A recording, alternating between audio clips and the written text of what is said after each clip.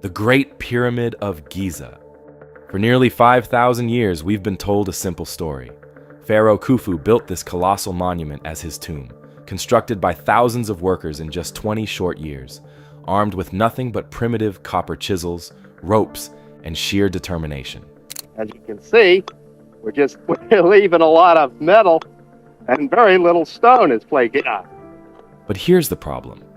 Practically everything you've ever learned about the pyramids isn't based on solid facts. It's based on educated guesses, at best. So, what if the real story isn't just incomplete, but deliberately hidden? At the heart of this mystery stands one man, Dr. Zahi Hawass, Egypt's most powerful archaeologist. For decades, Hawass alone has controlled every excavation, every discovery, and every ancient secret buried beneath Egypt's sands. Why are you talking about a theory that has been closed? Why have to open the theory again? The theory is not closed. It is closed. No, it's not. It's not closed, sir. Okay, I closed it. And I am all presenting. the world closed it. I am presenting my own theory. Okay, I'm not going to attempt this. Even before a word is exchanged, one image, and Mr. Hawass leaves. But here's where it gets strange. Rather than welcoming fresh ideas and discoveries, Hawass is infamous for blocking independent research and silencing alternative theories, especially ones that threaten the official narrative he's worked so hard to uphold. Because most of the information that's written on pyramids are wrong. Most of it? Most of it. In archaeology books? In archaeology books. Really? Except me. Now, I'm no conspiracy theorist, but why exactly has Hawass fought so fiercely to stop certain explorations? Why shut down research at the very moment groundbreaking discoveries are made? Discoveries that might rewrite human history itself. Is he protecting Egypt's heritage, or is he protecting something else entirely? If you've ever wondered whether there's more to the pyramids than meets the eye, trust me, you'll want to keep watching. Because tonight, we're diving deep into evidence that's baffled scientists, frustrated archaeologists, and left historians speechless. From hidden chambers sealed for thousands of years to precision stonework that's difficult to replicate even today, the reality behind this monument is far stranger and far older than mainstream Egyptology admits. Could the Great Pyramid really have been built using basic hand tools, ropes, and wooden rollers, as historians claim? Or was it constructed with ancient technology we've yet to comprehend? And if so, who exactly built it and why? Tonight, we'll peel back the layers of secrecy, confront the gatekeepers of history, and reveal evidence hidden in plain sight. Because sometimes, history's greatest secrets aren't lost. They're simply buried by those who prefer that you never ask questions. The answers you're about to discover might just change everything. When most of us think about ancient Egypt, we picture golden tombs, intricate hieroglyphs, and the iconic Great Pyramid of Giza rising out of the desert sands. For years, we've been told this incredible monument was built around 2550 BC by Pharaoh Khufu, intended as a grand tomb constructed by thousands of workers armed with little more than basic hand tools. On the surface, this seems like an impressive example of ancient human achievement. But here's the thing. The closer you look, the less convincing this explanation actually becomes. Surprisingly, there's very little solid evidence backing this popular version of history, and it turns out many of our assumptions might be built on shaky ground. Could it be that we've misunderstood who really built the Great Pyramid and how they managed such an astonishing accomplishment? Consider this surprising fact. Even though the Great Pyramid is incredibly important historically, there aren't any clear inscriptions from Khufu's era explicitly stating that he built it. Ancient Egyptians carefully recorded almost every aspect of their lives, from ordinary daily activities to elaborate religious rituals and significant royal events. Yet, strangely, they didn't leave behind any clear documentation about constructing their most remarkable monument. Archaeologists sometimes reference faint marks and symbols discovered deep within hidden chambers, but these were found hundreds of years after the pyramid was first explored, raising serious doubts about their authenticity. After all, just because someone's name appears on a structure doesn't necessarily mean they're the ones who built it. One of the most puzzling inconsistencies of all involves the very purpose of the Great Pyramid itself. Mainstream Egyptology consistently maintains that the pyramid was built as Pharaoh Khufu's elaborate tomb. Yet, unlike every other known royal Egyptian tomb, the Great Pyramid contains no inscriptions glorifying Khufu, no decorative artifacts, no precious grave goods, and crucially, no trace of Khufu's remains. If the pyramid was indeed constructed as a royal burial place, we would expect extensive evidence, like treasures, funerary artifacts, and inscriptions typical of royal tombs. But none of these have ever been discovered within the Great Pyramid. This striking absence raises a significant question. Could the pyramid's true purpose have been something entirely different, perhaps more sophisticated or functional than historians have traditionally assumed? An even greater mystery is the astonishing precision and complexity of the pyramid itself. Modern architects and engineers still marvel at how accurately the Great Pyramid aligns with true north, precise to fractions of a single degree. Inside the pyramid, huge granite blocks weighing up to 80 tons each show evidence of advanced machining and precise drilling techniques that seem far beyond what historians assume ancient Egyptians could achieve with simple copper tools.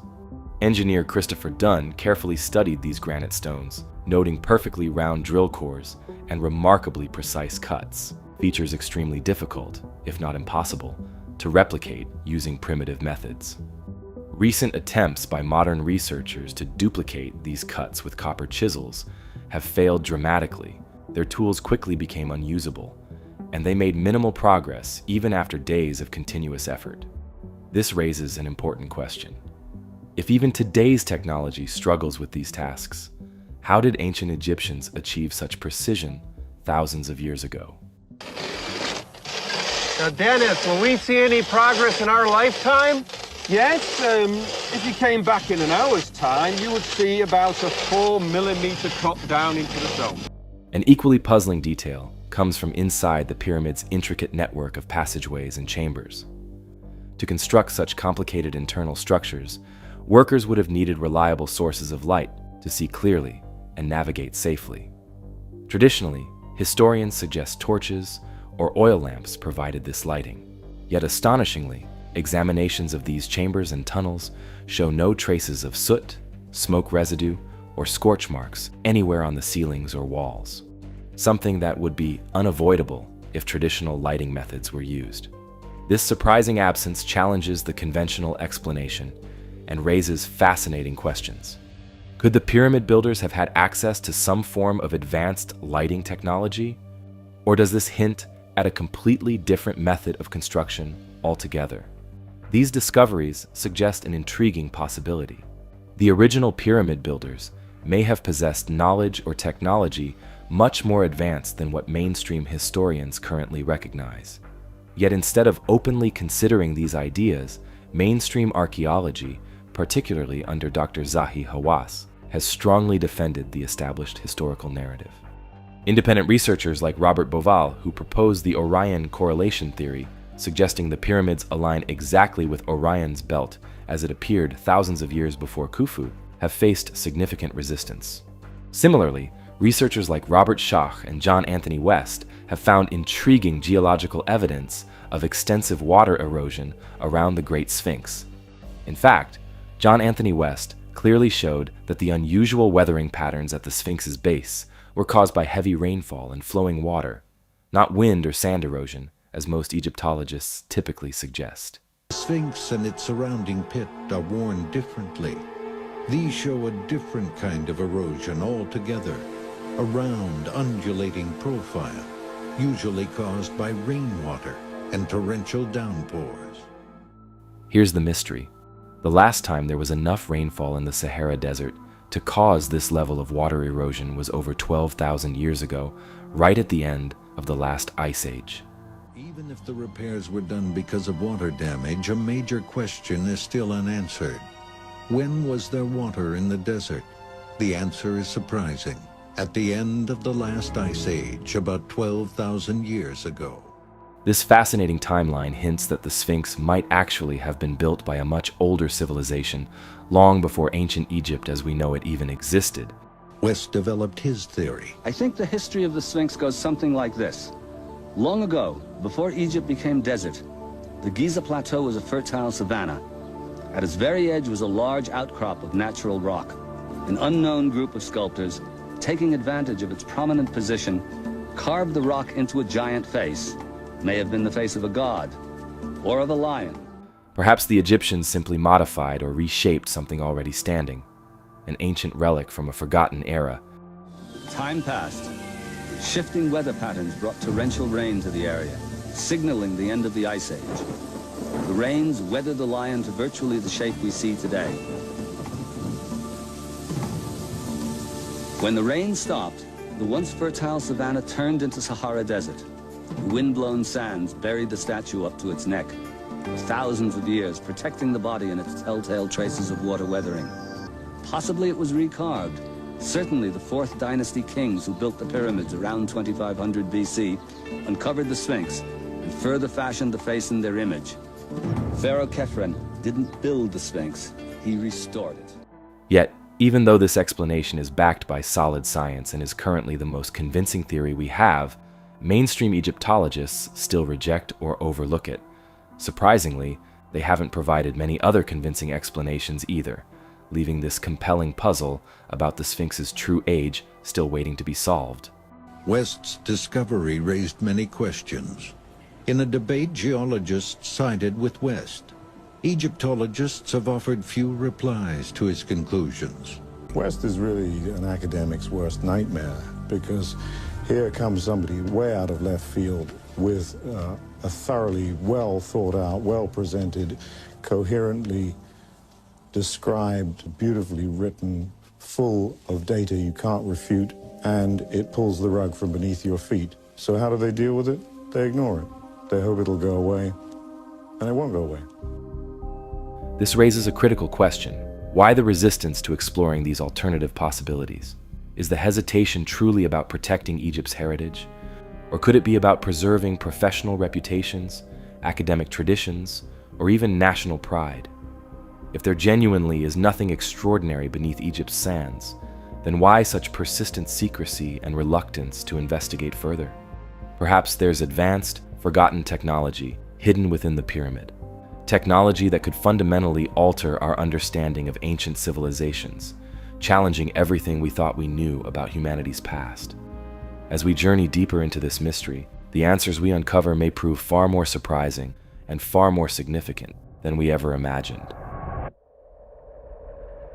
The mystery surrounding who really built the Great Pyramid becomes even more intriguing when we venture inside, because what lies beneath the surface is far stranger than you'd expect.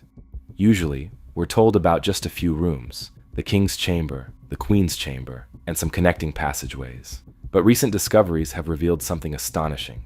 The pyramid might be hiding far more than historians ever realized. Back in the early 1990s, a German engineer named Rudolf Gantenbrink made headlines by exploring narrow tunnels inside the queen's chamber. Shafts experts believed were purely symbolic, leading nowhere. Using a small robotic camera carefully guided through these tight spaces, he uncovered something extraordinary. A mysterious limestone door fitted neatly into the tunnel, complete with 2 small copper handles. Nicknamed Gantenbrink's door, this strange discovery captivated the world instantly. And here's why this matters. Metal fittings like these copper handles had never been found anywhere else inside the pyramid, hinting this door protected something important. But just as Rudolf and his team were poised to discover what lay behind it, Egyptian authorities suddenly halted their investigation without clear explanation. After almost a decade of public anticipation, in 2002, another team sponsored by National Geographic returned. They drilled a tiny hole through Gantenbrink's door, only to encounter another sealed limestone slab directly behind it. And incredibly, that second door remains unexplored to this day. Despite repeated requests from researchers worldwide, further investigation continues to be denied by Egyptian authorities. This sudden resistance at such a critical point naturally raises the question, what's behind the persistent caution? Are officials genuinely concerned about preserving ancient treasures, or is there something else they prefer to keep hidden? Then, in 2017, the intrigue deepened even further. A team of international scientists used cutting-edge technology called muon radiography, essentially an advanced type of cosmic ray scanning, to examine the pyramid's interior without disturbing it. The results were astonishing. They discovered an enormous hidden void located just above the Grand Gallery, a massive, previously unknown chamber large enough to rival all the known rooms within the pyramid. Yet there's no visible entrance, and no one has any clue what its purpose might be. Scientists immediately hailed this as one of the most significant archaeological discoveries in decades. But once again, requests for deeper exploration have been consistently denied by Egyptian authorities, citing vague concerns about safety and preservation. Beyond these hidden chambers and sealed-off passages, physical evidence inside the pyramid itself challenges traditional views. Researchers, including engineer Christopher Dunn, have meticulously documented markings and patterns that clearly show evidence of advanced tooling. Dunn closely studied granite blocks in the king's chamber, noting perfectly drilled holes and precision marks consistent with advanced machinery, far beyond the capability of simple copper chisels. Granite is among Earth's hardest stones. Basic ancient tools would rapidly wear out or break entirely. So how exactly could ancient builders achieve this thousands of years ago? All these strange findings, hidden chambers, mysterious doors, precision tooling, suggest something remarkable. Perhaps the pyramid's builders had access to advanced technology, or maybe they inherited knowledge from a much older civilization lost to history. Yet despite these intriguing possibilities, mainstream archaeology maintains a cautious, even defensive, approach to further exploration. It might simply be that archaeologists are concerned about protecting Egypt's heritage from sensational claims, but this caution may unintentionally prevent us from discovering vital truths hidden right beneath our feet. Ultimately, we're left with several compelling mysteries. What secrets are concealed behind those sealed limestone doors? What purpose does the massive hidden chamber discovered in 2017 serve? And could exploring these hidden spaces finally reveal who truly built the Great Pyramid and how they accomplished this astonishing feat? With so many mysteries still hidden deep within the Great Pyramid, one person stands firmly between us and the answers. Dr. Zahi Hawass, the man whose decisions have shaped not only what the public knows about ancient Egypt, but more importantly, what we don't. For decades, Hawass has dominated Egyptian archaeology.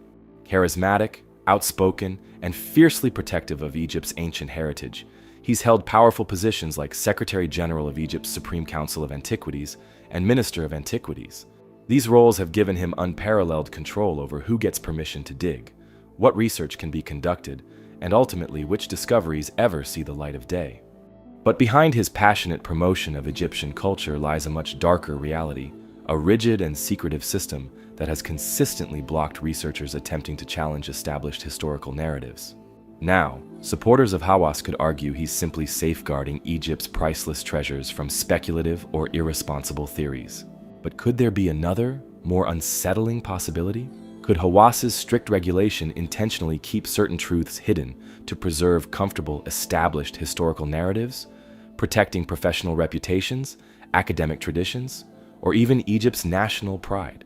Let me know what you think in the comments below when this video is over, because by carefully deciding who can research and precisely what can be publicly revealed, Hawass has effectively positioned himself as the ultimate gatekeeper of Egyptian history, possibly silencing discoveries capable of rewriting our entire understanding of the ancient world. Hawass's legacy is complicated. On one hand, he has passionately promoted Egyptian culture, dramatically raising Egypt's global profile. But this influence may have come at an unseen cost.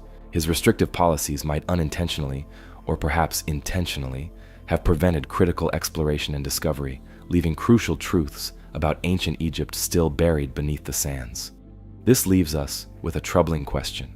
Is Dr. Zahi Hawass genuinely protecting Egypt's heritage, or is he guarding something else? Secrets that could rewrite history entirely. Until Egyptian archaeology embraces genuine transparency, we may never know exactly what's hidden behind those carefully guarded doors. With these questions still lingering, let's explore some alternative theories that mainstream archaeology seems reluctant to discuss. Independent researchers have discovered compelling evidence that challenges the official story we've always been told. Earlier, we mentioned Dr. Robert Schoch's fascinating findings on the Sphinx, suggesting its origins might stretch back far beyond accepted timelines, potentially linked to an older, forgotten civilization. Building on this possibility is Robert Bauval's remarkable Orion correlation theory. Bauval noticed something extraordinary. The three main pyramids at Giza perfectly mirror the stars of Orion's belt, but not as they appeared during Pharaoh Khufu's reign. Instead, their alignment precisely matches the constellation's position around 10,500 BC, thousands of years earlier than traditional history accepts. This isn't likely just a coincidence. Orion held deep significance in ancient Egyptian culture, symbolizing the god Osiris, ruler of the afterlife, rebirth, and the eternal cycle of life and death. If Bauval's theory holds true, it could mean the pyramid builders had a sophisticated understanding of astronomy, deliberately encoding their monuments with celestial meaning, knowledge historians typically believe ancient Egyptians simply didn't possess. Taking things even further, some researchers suggest Egypt's impressive monuments might actually connect back to a much older, lost civilization, one with advanced technology and skills far surpassing anything historians currently recognize. Engineer Christopher Dunn meticulously examined the granite blocks inside the Great Pyramid and discovered evidence of precise drilling marks and advanced tool cuts that primitive copper chisels simply couldn't produce. Granite is incredibly hard, and even with modern hand tools, precise cuts like Dunn observed would be complicated.